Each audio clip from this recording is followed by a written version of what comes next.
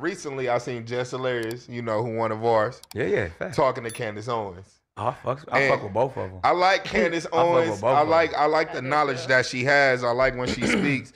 But recently, she just said some because she has a white husband and mixed kids. She said, well, people are too simple-minded. I don't see color. I don't call my kids mixed. But what I want to say is, Candace Owens, unfortunately, your kids are mixed and your husband is white and you are black. We have no problem with interracial relationships. That's fine. But girl, you black, because when that officer pull your kid over, he's not going to say, I don't see a color. We just picked up this video, and I really don't know what the video is about, but it is dealing with Candace Owens. So in dealing with Candace Owens, a lot of people say Candace Owens does not have a true black card. Even though she is black, she doesn't have a black card because, one, she is married to a white guy. And then the other thing is that a lot of the things that she talks about is contrary to what some people in the black community believe. And so, being that she is controversial, and I think that you asked me, and she is conservative, and I think you asked me one time if I like Candace Owens. In reality, honestly, even though I am with a white woman, I really, I like some of the things Candace says, but, you know, and then some of the things I disagree with Candace. But the thing is that I don't hate Candace. You see what I'm saying? The thing is that in dealing with some of these conversations, sometimes we get into the political season. We're not going to talk politics because politics is one of those shaky subjects. But it is kind of funny when you get into the black spaces as far as the politics and as far as, you know, whether you have a black card or whether your black card is taken away or whether you are invited to the cookout or where you can't come to the cookout. Depends a lot on how you think and process stuff and what you say out your mouth. And you are black. We have no problem with interracial relationships. That's fine.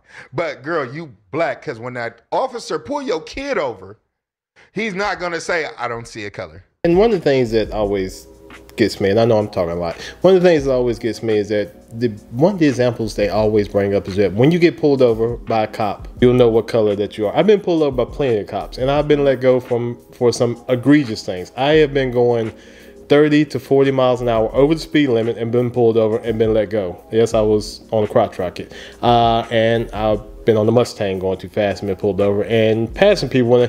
And I think a lot of times it's the way that you present yourself when the cop comes to the window.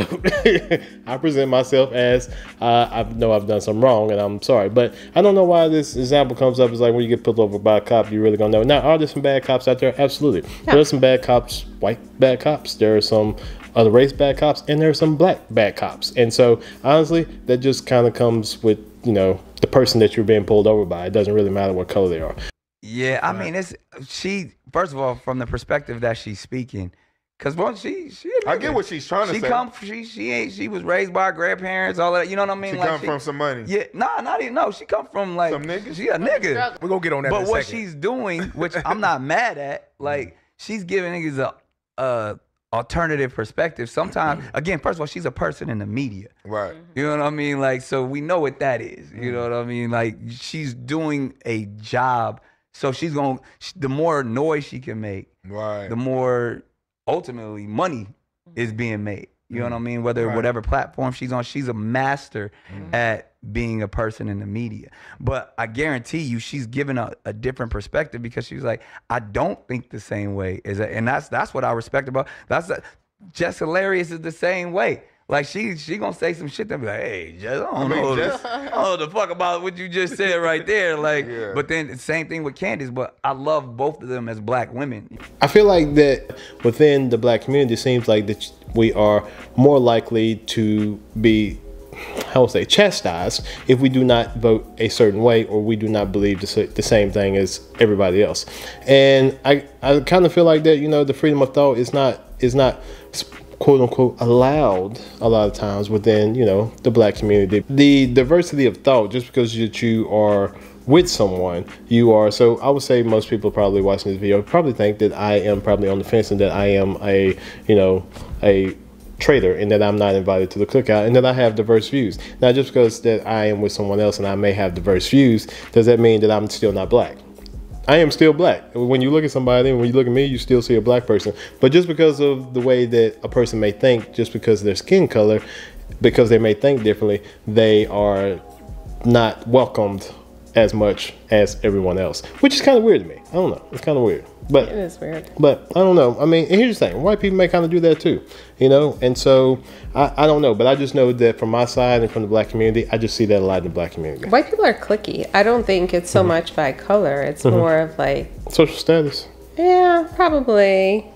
Probably. I don't know. Outside looking in, I would say what I kind of have seen is that they're different, like, not necessarily, there is different social status. Like, you'll have the blue collar, and the blue collar kind of mixes with the blue collar. Then you have, you know, the white collar, and then you have kind of the in between. And what I mean by that is that you have people that do trades, and the trades people, some of them make a lot of money, but they are not bougie, so they still right. I was going to say, but trades. they like to go just maybe shoot pool Yeah. and drink some beers. Yeah. They don't have to go and like And some of these sip people- on some scotch and Yeah. in a piano bar. Yeah, and some of these people are loaded. I'm talking about loaded. Yeah. We know a couple people you wouldn't know it looking but at you wouldn't them. know it. Yeah, and they but then you have some that are the bougie. Yeah, very and- flashy. Yeah, very and flashy. Probably on the brink of bankruptcy. Maybe maxed out. And so, but still within that, I think there's still that diversity of views that is allowed. And it may, and when I say that is allowed, is that just because you have a diverse view, you know, being of, you know, someone white, doesn't mean that you are not white anymore. Having a diverse view being black means that you are not black anymore, even though you still have black skin, which is kind of weird to me. Yeah, I would say even though, and this is completely off topic, but since I've been with you and, you know, listening to the music that you listen to, I don't go to a Catholic church anymore. I go to a Southern Baptist church. Like, there's a lot of things that I've changed in my life since I've been with you. But my family still looks at me as the same person. Yeah. My family Just sometimes a little more educated in different areas. When I think about people like Candace Owens, for example, I think she's extremely intelligent, very well spoken. But if she looks into the mirror, I mean, if Candace Owens doesn't look into the mirror, I don't think she would know what color she was. I have an issue with that because you have this black woman who is married to a white man. I'm not talking about her specifically, but her and people like her, and they don't recognize those injustices within the community. Like, what's up with that? What responsibility does she have to address those issues? All super coons are extremely intelligent. You have to be a super coon. The problem is you're not loyal and you're not politically wise. Because wisdom, if you had integrity, you would never go against your community. So Candace Owens has no integrity. Jesse Lee Peterson, Supreme Court Justice Clarence Thomas, the Charles Barkleys of the world, they don't have integrity, but they're very intelligent. We will end it there because the great Dr. Umar has spoken. Are you biologically black and are you psychologically black? Now, biologically, I am black. Also, psychologically, I am also black. Even though I may have a diverse opinion than the norm, or what you want to call, quote unquote, if you're watching news, the mainstream. Regardless of my experiences, is that my culture is that I hang around after, you know, in my free time, I hang around all black people. My culture is black. And so psychologically, I'm black. I still have a diverse thought process on a lot of different things. And the thing is that I think to be a well-rounded person, you have to have a diverse and a well-rounded thought process.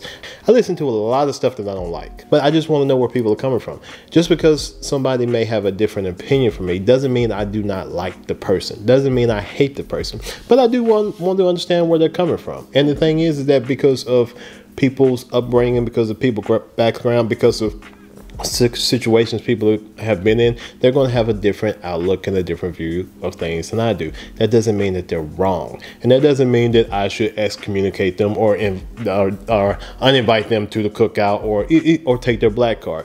Because I think in order for us to move forward and to be a more well-rounded culture, is that we need to understand how other people think and how other people feel. Because at that point in time, is I think it'll help us make better decisions about how we should move forward as a culture ourselves. But if we all want to be, you know, taking cards and calling each other, which I don't understand, black people calling other black people coons. Like I said, black people say the most egregious things about other cultures, but we also say the most egregious things about each other.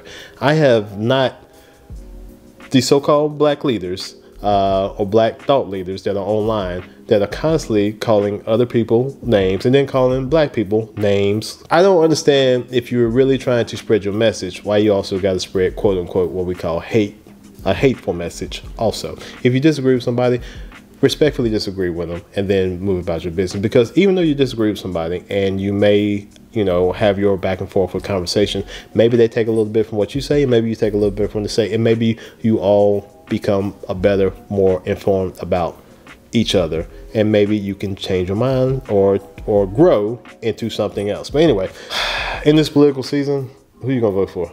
All right, I don't cut that off. But anyway,